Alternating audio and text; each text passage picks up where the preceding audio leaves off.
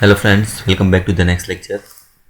Organisms and populations chapter અંતર્ગત આજનો આપણો નેક્સ્ટ ટોપિક થશે પેરાસાઇટિઝમ એન્ડ કોમેનાઇલેશન, એટલે કે પરોપજીવન અને સહપૂજિત.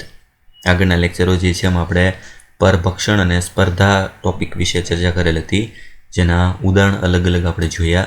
એના પછી આજનો આપણો નેક્સ્ટ ટોપિક થશે પરોપજીવન. પરોપજીવીઓના પ્રકાર કયા કયા છે, એના એક્ઝામ્પલ્સ અને સાથે સાથે સહભુજિતા શું છે. બરાબર, તો સૌથી પહેલાં તો પરોપજીવન જે છે એનો આપણે સિમ્બોલ સૌથી પહેલાં લેશું. પરોપજીવનનો સિમ્બોલ શું થશે? પરોપજીવનવાળો ભાગ જે છે એનો મતલબ થશે એકને જે છે ફાયદો થશે અને બીજા ભાગ જે છે એને કોઈ ફાયદો નહીં હોય અને નુકસાન પણ નહીં હોય. સહભુજિતાવાળા ભાગ જે છે, બરાબર, એમાં પણ સેમ એ જ રીતે એકને ફાયદો અને એકને +0. આમાં પ્લસ માઇનસ આવશે, આમાં +0 થશે. એટલે એવી રીતે સિમ્બોલ તમારે આગળ આવી ગયા પ્રમાણે યાદ રાખવાના છે. ખાસ ઇમ્પોર્ટન્ટ દરેકના એક્ઝામ્પલ જે છે યાદ રાખવાના છે. સૌથી પહેલું સ્ટાર્ટ કરીએ પરોપજીવન, એટલે કે પેરાસાઇટિઝમ. એ માનીએ છીએ કે જીવનનો પરોપજીવી પ્રકાર એ રહેવાની અને ખાવાની બિન ખર્ચાળ વ્યવસ્થાની ખાતરી આપે છે. પરોપજીવનનો મતલબ જ શું? તો કોઈ પણ એક સજીવ જે છે એ સંપૂર્ણ રીતે બીજા સજીવ પર આધારિત હોય. એટલે એમાં જો કીધું છે શબ્દ બિન ખર્ચાળ, બરાબર. જે સજીવ પરોપજીવી તરીકે વસે છે એને કોઈ ખર્ચો નથી થવાનો, એને ખાવા રહેવાની બધી સુવિધાઓ જે છે ફ્રીમાં મળે છે, એવું સાદી ભાષામાં કહી શકાય. તો એ આશ્ચર્યની વાત નથી કે પરોપજીવન એ વનસ્પતિઓથી લઈ અને ઉચ્ચ કક્ષાના પૃષ્ઠવંશીઓ સુધી આટલા ઘણા વર્ગીકરણીય સમૂહમાં વિકસિત થયું છે. એટલે પ્રાણીઓમાં પણ પરોપજીવી જોવા મળે છે અને વનસ્પતિઓમાં પણ. ઘણા પરોપજીવીઓ વિશિષ્ટ યજમાનની જાતિઓ પ્રમાણે વિકસિત થયા છે. એ પરોપજીવી કે જેઓ યજમાનની ફક્ત એક જ જાતિ પર પરોપજીવી જીવન ગુજારે છે. શું કામ? કારણ કે એને એવું કરવું જરૂરી છે. કોઈ એક જ પરોપજીવી જાતિ જે છે, બરાબર, એક જ યજમાનની જાતિ પર પરોપજીવન ગુજારી શકતા હોય એવા પ્રકારની જાતિઓને એને એ પ્રમાણે ટ્રેન કરવું પડે, અથવા એ પ્રમાણે એને જાતિ જે છે ફેરફાર કરેલો છે, જેથી કરીને વધુમાં વધુ સારી રીતે એ પરોપજીવી તરીકે વસી શકે. આ પ્રકારે યજમાન અને પરોપજીવી બંને સાથે જ વિકસિત થાય છે. એટલે કઈ રીતે? જો એક ઉદાહરણ આપેલું છે સરસ. જો યજમાન એ પરોપજીવીઓનો અસ્વીકાર કરવા કે પ્રતિકાર કરવા માટેની ખાસ ક્રિયાવિધિ વિકસિત કરે, તો એક જ યજમાન જાતિની સાથે સફળ થવા માટે પરોપજીવીઓએ તેમની ક્રિયાવિધિને નિષ્ફળ કરવા અથવા તો બિન અસરકારક કરવા માટેની ક્રિયાવિધિ વિકસિત કરવી પડશે. એટલે કોઈ યજમાન છે અને કોઈ પરોપજીવી છે. યજમાન એવું કોઈ ફેરફાર કરે કે એ પરોપજીવીને અંદર આવતા અટકાવે, તો સામે પરોપજીવી શું કરશે? તો પરોપજીવી એવો ફેરફાર કરશે કે એ યજમાન જે છે એની અંદર દાખલ થવા માટેની કોઈ નવી ટેકનિક જે છે શોધી લેશે. એટલે આ રીતે કે જે પરોપજીવીમાં યજમાન ફક્ત એક જ જાતિ છે, બરાબર, તો ફરજિયાતી જાતિ ઉપર એને આધાર રાખવો પડતો હોય, તો આવી રીતે બંને એકબીજા જે છે એને અનુકૂળ થવા માટેનો પ્રયત્ન કરશે, બરાબર. એટલે આપણે એવા અલગ અલગ પ્રકાર ઉદાહરણ જોવાના છે. સૌથી પહેલાં તેમની જીવનશૈલીને અનુરૂપ પરોપજીવીઓએ વિશેષ અનુકૂલનો વિકસિત કર્યા છે, જેવા કે જરૂર ન હોય તેવા સંવેદી અંગો ગુમાવવા. પરોપજીવીઓએ ખાસ પ્રકારના ફેરફારો કર્યા છે, જેમ કે અમુક પરોપજીવીઓ જે છે, બરાબર, જેને બીજા સજીવની અંદર જ રહેવાનું છે અથવા એના બહારની બાજુ એના પર સંપૂર્ણ આધારિત રહેવાનું છે, તો એવા પરોપજીવીઓએ એના સંવેદી અંગો ગુમાવી દીધેલા છે. એની જરૂર નથી સંવેદી અંગોની. યજમાનથી ચોંટી રહેવા માટે ગુંદરીય અંગો કે ચૂસકોની હાજરી, બરાબર. દાખલા તરીકે માછલી હોય, મોટી માછલીની સાથે જે છે શાર્ક માછલી હોય, તેની સાથે આવી ચૂસક માછલીઓ જે છે ચોંટીને રહેતી, આપણે ભણી ગયા હેગફિશ, તો એના માટે એના મુખમાં ખાસ પ્રકારની આવી રચના અથવા તો ગુંદરીય અંગો, બરાબર. ગુંદરીય મતલબ કે એડહેસિવ ઓર્ગન, ચોંટવા માટેના અંગો, અંકુશો હોય અથવા તો ચૂસકો હોય, એની હાજરી વિકસિત કરેલી છે. પાચન તંત્રનો લોપ અને ઉચ્ચ પ્રજનન ક્ષમતા. પાચન તંત્ર આખું ગુમાવી દીધેલું છે, બરાબર, કારણ કે એને સીધું જે છે તૈયાર જ રુધિર અથવા તો પોષક દ્રવ્યો જે છે એને મળી રહેવાના છે યજમાનમાંથી, અને પ્રજનન ક્ષમતા એને ઉચ્ચ વધારી છે, બરાબર, જેથી કરીને એનો જાત વિકાસ જે છે ઝડપથી કરી શકે. પરોપજીવીઓનું જીવનચક્ર ઘણીવાર જટિલ હોય છે, જેમાં એક કે બે મધ્યસ્થ યજમાનો કે વાહકો સામેલ હોય છે. એટલે એવું જરૂરી નથી કે એક પરોપજીવી માટે એક જ યજમાન હોય.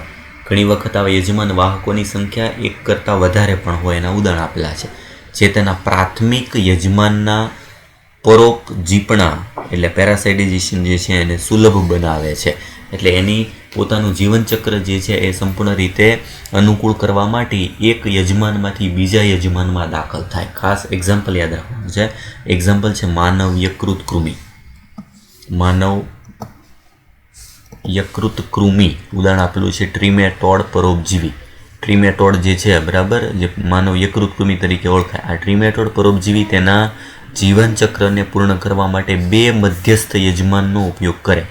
એક મધ્યસ્થ યજમાન છે પહેલી ગોકળગાય એટલે કે સ્નેલ આપેલું છે, અને બીજી છે માછલી એટલે કે ફિશ પર આધાર રાખે છે. જો અહીં જાણકારી માટે મેં તમને એક એક્સ્ટ્રા ભાગ લીધેલો છે. જો માનવ યકૃત કૃમિ તો કે જે યકૃતવાળા ભાગની અંદર મોટા ભાગે જોવા મળે અથવા બીજા સસ્તન પ્રાણીઓ પણ જોવા મળે. તો કઈ રીતે એનું જીવનચક્ર આખું ચાલતું હોય જો, અથવા ટ્રીમેટોડ જે છે એનું જીવનચક્ર આખું જે છે દર્શાવેલું છે બરાબર, જેમાં મધ્યસ્થ યજમાનો પણ તમને ખ્યાલ આવશે. આ થશે માનવ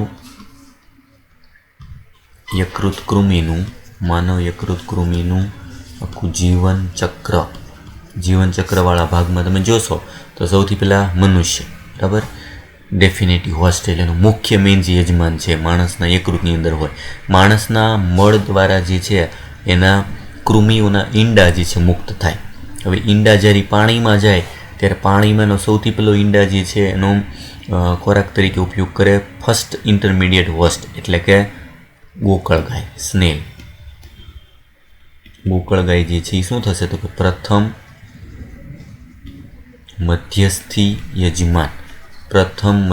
યજમાન તરીકે ગોકળગાયના શરીરની અંદર એનો વીંડામાંથી જે છે એક ડીંભનું નિર્માણ થાય જેનું નામ છે સરકેરિયા ડીંબ. આના આવ્યું છે આગળ સરકેરિયા ડીંબ. આ સરકેરિયા ડીંબ જે છે એ દાખલ થશે બીજા સેકન્ડ ઇન્ટરમીડિયેટ હોસ્ટ એટલે કે માછલી, સાયપ્રિનિડ જે છે નામની માછલી જે છે બરાબર, એ થશે એનો બીજો મધ્યસ્થી યજમાન બરાબર, એટલે કે માછલી જે છે એની અંદર દાખલ થાય. હવે આ માછલી જે છે એની અંદર સરકેરિયામાંથી નિર્માણ થાય મેટાસર્કેરિયા. ડીંબનું નામ જે છે બદલાઈને શું થશે એનાથી વિકસિત જાત મેટાસર્કેરિયા. મેટાસર્કેરિયા વાળો ભાગ જે છે એ દાખલ થાય છે પ્રાણીઓમાં.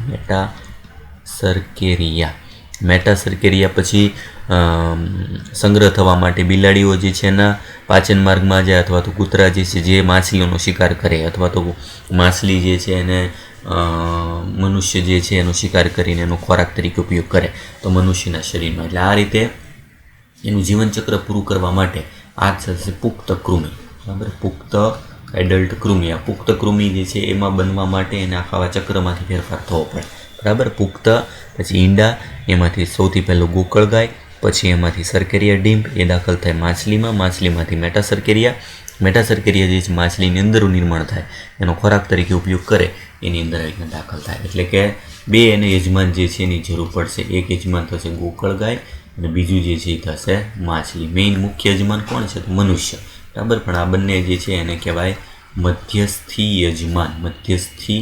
વાહકો અથવા તો યજમાન, જેમાં પ્રથમ થશે ગોકળગાય, બીજું માછલી.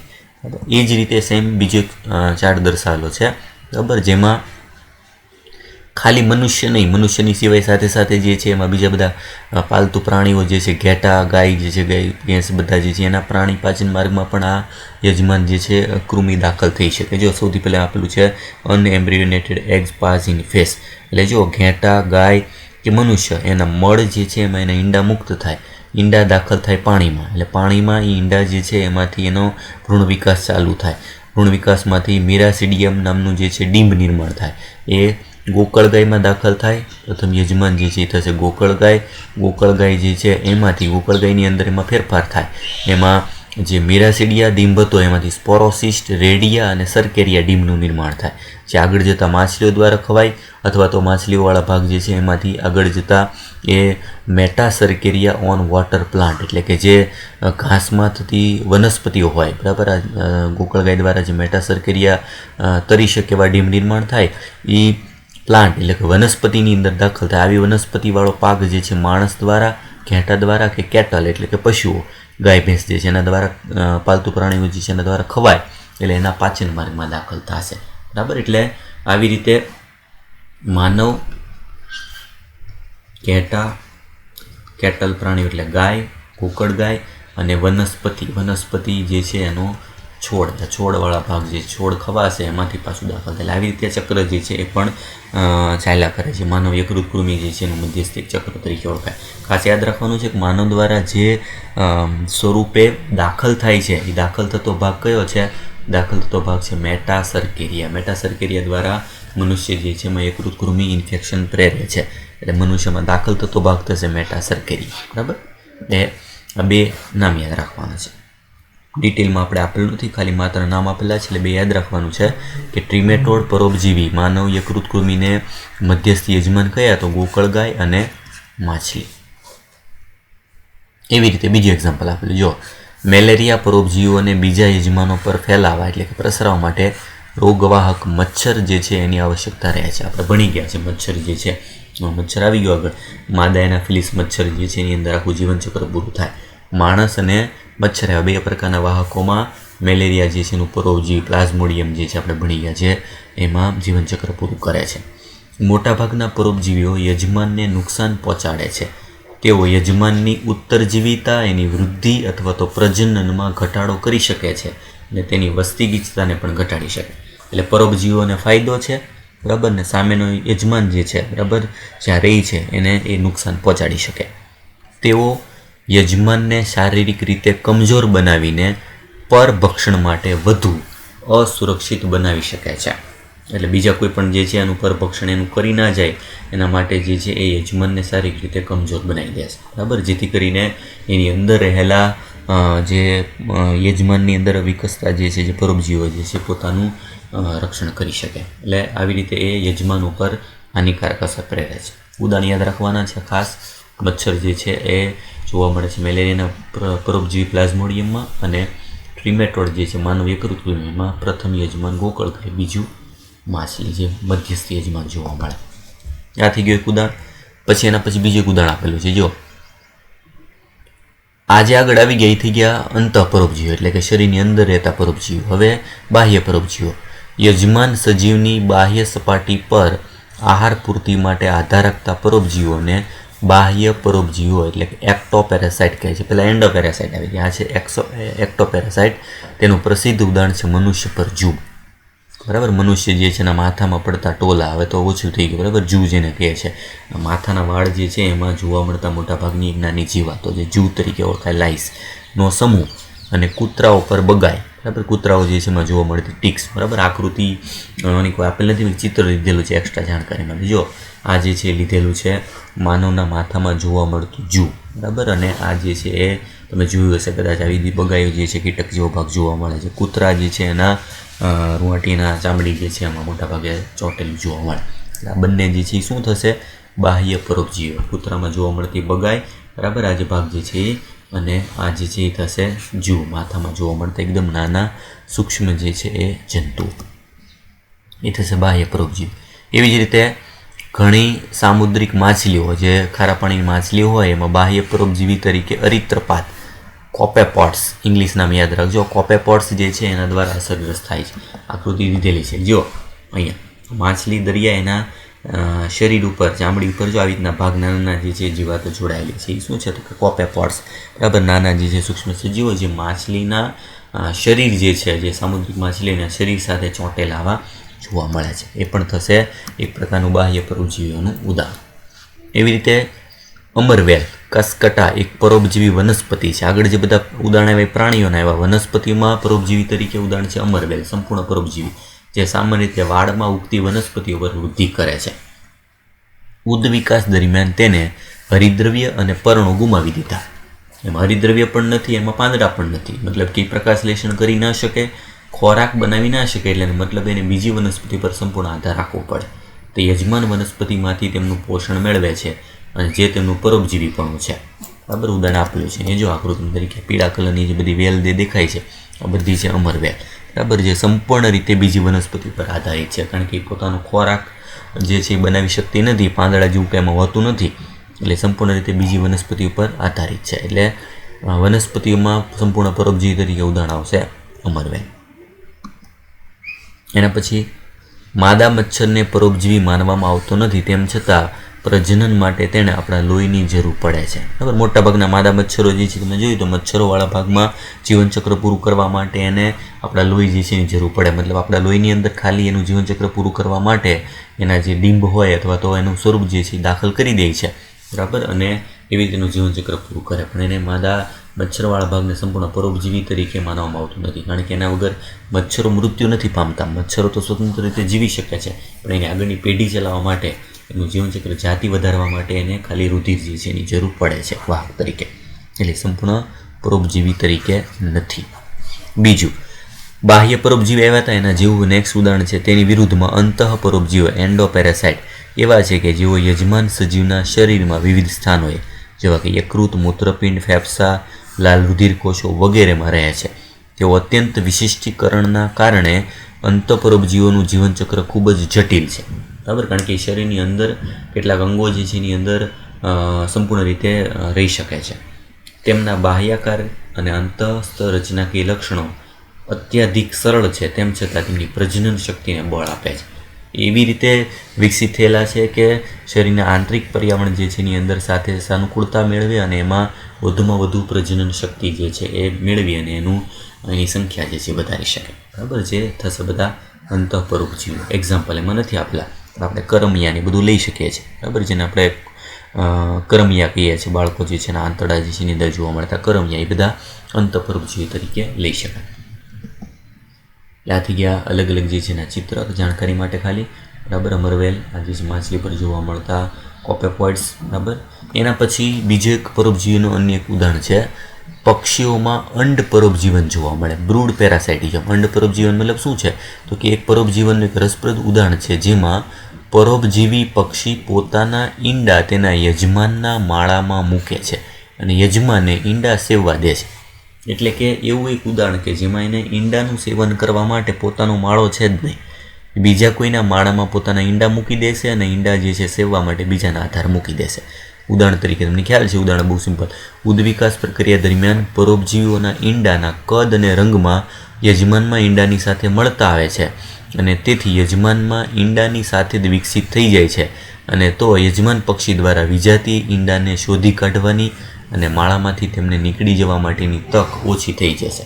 બરાબર, તમારી આસપાસ ઉદાહરણ તરીકે ઉદ્યાનમાં પ્રજનન ઋતુમાં, વસંત ઋતુથી ગ્રીષ્મ ઋતુમાં જુઓ દરમિયાન કોયલની ગતિવિધિઓને અનુસરો અને અંડપરોપજીવીની પ્રક્રિયા જુઓ. એમ એક ચિત્ર દીધેલું જુઓ. બરાબર, એમાં તમે જોશો તો 1, 2, 3, 4, 5 આ જે 5 જે છે એ ઈંડાની સાથે સેમ મળતા હોય છે. આ મોટા 3 ઈંડા. બરાબર, એ ખરેખર 2 અલગ પક્ષીના છે. ઉદાહરણ તરીકે કાગડાનો માળો હોય એમાં કોયલ ઈંડા મૂકી જાય છે. બરાબર, ઈંડા હોય છે ખરેખર કોયલના, પણ એમાં કાગડો જે છે એટલે મતલબ કે માદા જે છે કાગડો હોય એ એની સાર સંભાળ કરે છે, સેવન કરે છે અને એમાં ઈંડામાંથી જે છે બચ્ચાનો જન્મ ના થાય ત્યાં સુધી એની સંભાળ રાખે છે. તો આ એક પ્રકારનું અંડપરોપજીવન થઈ ગયું કે જેમાં બીજાના યજમાનના માળા જે છે એમાં અન્ય કોઈ પણ પરોપજીવી જે છે પક્ષી હોય એ ઈંડા મૂકી દે છે અને ઈંડાનું સેવન કરવાવાળા, સંભાળ કરવાવાળા જે છે એ પોતે નથી હોતા, બીજા પક્ષીઓ હોય છે. બરાબર, ઉદાહરણ તરીકે કોયલ અને કાગડો. કોયલ જે છે કાગડાના માળામાં ઈંડા મૂકી જાય છે, જેના ઈંડામાં ઉદ્વિકાસ રીતે સમાનતા જોવા મળે એટલે યજમાન જે છે એને ઓળખી નથી શકતો કે અલગ બીજા જે છે પક્ષીની ઈંડા હોય, કારણ કે એમાં રંગને જે છે કદમાં સમાનતા થોડી જોવા મળે છે. બરાબર, આ 3 ઈંડા અલગ છે અને આ જે 5 ઈંડા છે પણ અલગ પક્ષીના છે. આવી રીતે આ પ્રકારને નામ આપ્યું અંડપરોપજીવન. ઊંડાડી યાદ રાખવાનું છે. આ થઈ ગયું પરોપજીવન. એના પછીનું નેક્સ્ટ બીજો મુદ્દો છે, નેક્સ્ટ આવે છે સહભોજિતા, કોમનાઇલાઇઝેશન. એવી આંતરક્રિયા જેમાં એક જાતિને લાભ થાય, બીજી જાતિને ન તો હાનિ થાય કે ન તો લાભ થાય, એટલે થશે +0. સહભોજિતા માટે સિમ્બોલ શું હશે? +0. એકને લાભ થાય છે, બીજાને ન તો લાભ કે ન તો હાનિ એટલે 0. ઉદાહરણ તરીકે ખાસ આંબાની ડાળી પર પરરોહી વનસ્પતિ તરીકે ઉગતી ઓર્કિડ. પરરોહી, બરાબર, પરરોહી વનસ્પતિ તરીકે કે જે આંબાની ડાળમાંથી પાણી અને પોષક દ્રવ્યો જે છે એનું શોષણ કરે છે. બરાબર, અને પ્રકાશલેષણ પોતાની જાતે કરી શકે એવી વનસ્પતિમાં ઉદાહરણ આવશે આંબાની ડાળ પર જોવા મળતા ઓર્કિડ્સ અને વેલની પીઠ પર વસવાટ કરતા બાર્નેકલ્સ. આપણે આગળના લેક્ચરમાં આવી ગયા. બાર્નેકલ્સ જે છે એક પ્રકારના સંધિપાત જે છે પ્રાણીઓ છે, સ્તરકવચી બાર્નેકલ્સ, જે વેલ મોટા કદની છે એની આખી ચામડીની સપાટી પર જે છે સમૂહમાં ચોંટેલા હોય છે. બરાબર, એને બાર્નેકલ્સને ફાયદો થાય છે, જ્યારે આંબાના વૃક્ષ કે વેલને કોઈ લાભ થતો નથી. આપેલું છે એક ચિત્ર જાણકારી માટે. જો આંબાના વૃક્ષ જે છે એમાં જોવા મળતા રંગબેરંગી આવા ઓર્કિડ્સ, આ જે છે મુખ લીધેલું છે વેલ માછલી, એમાં જોવા મળતા વ્હાઇટ કલરના ભાગ, આ જે બધા જે છે બરાબર એ થશે બાર્નેકલ્સ. જે બાર્નેકલ્સના સમૂહ જે એની ચામડી સાથે જે છે સમૂહમાં ચોંટેલા હોય છે. આ બાર્નેકલ્સના લીધે વેલ માછલીને કોઈ લાભ કે કોઈ નુકસાન નથી, પણ બાર્નેકલ્સને ચોક્કસ જે છે ફાયદો થાય છે. એવી જ રીતે ઓર્કિડ્સ જે છે, જે પુષ્પીય વનસ્પતિ જે છે, જેને સીધું પોષણ જે છે મેળવવા માટે આંબાના વૃક્ષમાંથી એને સપોર્ટ મળે છે. આંબાને કોઈ નુકસાન કે લાભ થતો નથી. એટલે 2 ઉદાહરણ. એવી જ રીતે ત્રીજું ઉદાહરણ છે બગલા અને ચારણ કરતા પશુઓ નજીકથી એકબીજાના ગાઢ સહવાસમાં રહે છે. જો જ્યાં જ્યાં ચરતા પશુઓ હોય, ખાસ કરીને ગાય ભેંસ જે છે બધા ચરતા હોય, તેની આજુબાજુમાં બગલા રહેતા હોય. શું કામ? જો તમે કૃષિ ક્ષેત્રવાળા ગ્રામીણ વિસ્તારમાં રહો છો તો તમને દ્રશ્ય જોવા મળશે. સહભોજિતાનું એક ઉત્તમ ઉદાહરણ છે. જ્યાં પશુઓ ચરે છે તેની પાસે જ બગલા ખોરાક પ્રાપ્તિ માટે રહે છે, કારણ કે પશુઓ ચાલે ત્યારે ઝાડપાન હલાવે છે અને એનાથી કીટકો બહાર નીકળે. એ કીટકો સીધા જે છે બગલા કીટકોને ખાય છે. નહીંતર વાનસ્પતિ કીટકોને શોધવા અને પકડવા માટે બગલાને મુશ્કેલી થશે. એટલે ઓટોમેટિક જે જગ્યાએ બરાબર જ્યાં ખોદકામ ચાલતું હોય એવી જગ્યાએ, અથવા તો જ્યાં જ્યાં ચારણ કરતા હોય એવા પશુઓ ગાય ભેંસ જે છે એ ચરતા હોય તેની આજુબાજુ હંમેશા બગલા જોવા મળે, કારણ કે બગલા જે છે એને એ કીટકો શોધવામાં સરળતા રહેશે. એટલે આ થશે એક ઉત્તમ સહભોજિતાનું ઉદાહરણ. બીજું એક ઉદાહરણ આપેલું છે મહત્વનું સહભોજિતાનું ઉદાહરણ સમુદ્ર ફૂલ, સી એનિમોન. બરાબર, સમુદ્ર ફૂલ કે જેમાં ડંખ અંગો હોય છે, જે ડંખી સૂત્રાંગો ધરાવે છે, તેની વચ્ચે રહેતી રંગ બદલતી ક્લોવન ફિશ, ક્લોવન નામની માછલી જે છે એ આ સમુદ્ર ફૂલના ડંખાંગો હોય એની વચ્ચે રહેતી હોય, જેની પારસ્પરિક ક્રિયાનું એક ઉદાહરણ છે. માછલીને સમુદ્ર ફૂલ દ્વારા પરભક્ષીઓથી સુરક્ષા મળે છે, કે જે પરભક્ષીઓને ડંખી સૂત્રાંગોથી દૂર રાખે છે. જ્યારે સમુદ્ર ફૂલને ક્લોવન માછલી યજમાન હોવા છતાં કોઈ લાભ થતો હોય એવું લાગતું નથી. ઉદાહરણ તરીકે દર્શાવે. જો આ સી એનિમોન છે, એના જે સૂત્રાંગો એની વચ્ચેના ભાગમાં આવી માછલીઓ જે છે, જે ક્લોવન ફિશ રંગ બદલતી હોય એવી જોવા મળે છે. આ બીજું ચિત્ર લીધેલું છે. બરાબર, સમુદ્ર ફૂલના આ બધા ડંખાંગો જે છે, ડંખાંગોની વચ્ચેના ભાગમાં આવી ક્લોવન ફિશ જે છે, જે સરસ રંગબેરંગી દેખાતી એવી માછલીઓની અંદર રહેતી હોય, જે આ ડંખાંગો જે છે એનાથી પરભક્ષીઓ દ્વારા જે છે પોતાનું રક્ષણ મેળવે છે. બરાબર, એટલે લાભ થાય છે આ માછલી ક્લોવન ફિશ, અને કોઈ ફાયદો કે નુકસાન થતો નથી સીની. બરાબર, એટલે આ થશે સહભોજિતાનું એક બેસ્ટ એક્ઝામ્પલ. આવી રીતે સહભોજિતા અને પરોપજીવનના અલગ અલગ ઉદાહરણ જે છે યાદ રાખવાના છે. ચિત્ર આપેલા છે એના પરથી અમને સમજવામાં, યાદ રાખવામાં સરળતા રહેશે. બરાબર, આકૃતિ જે છે ટેક્સ્ટબુકમાં કોઈ એવી આપેલી નથી. બરાબર, એટલે પરોપજીવી જે છે અને સહભોજિતાવાળા ભાગમાં સહભોજિતામાં મેઇન આ 3 ઉદાહરણ. બરાબર, એક તો માછલી જે છે વેલ માછલી અને બાર્નેકલ્સ, આંબો અને ઓર્કિડ, અને ક્લોવન ફિશ અને સમુદ્ર ફૂલ. બરાબર, આ સહભોજિતા જે છે ઉદાહરણ થશે, અને સાથે સાથે એમાં બગલો અને પશુઓ જે છે ચારણ કરતા પશુઓ એ આવી જશે.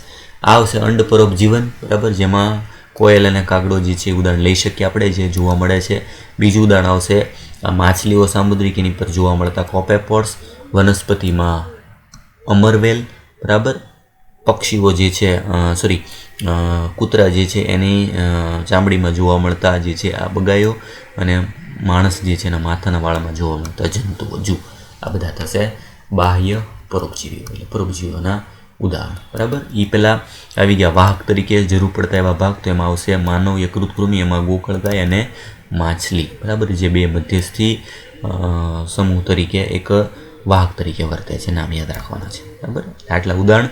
દરેક ઉદાહરણ ખાસ મિક્સ ના થાય, યાદ રાખવાનું છે. એક્સ્ટ્રા કોઈ એમાં ભાગ લખાયેલો નથી, પણ જે ચાર્ટને ભાગ લીધેલો છે એના પરથી ઉદાહરણ જે છે બધાને યાદ રાખવાના છે. ખાસ દરેકની સંજ્ઞા. પછીનો નેક્સ્ટ ટોપિક ક્લાસ ભાગ આવે છે, એ આપણે આગળના લેક્ચરમાં જોઈશું.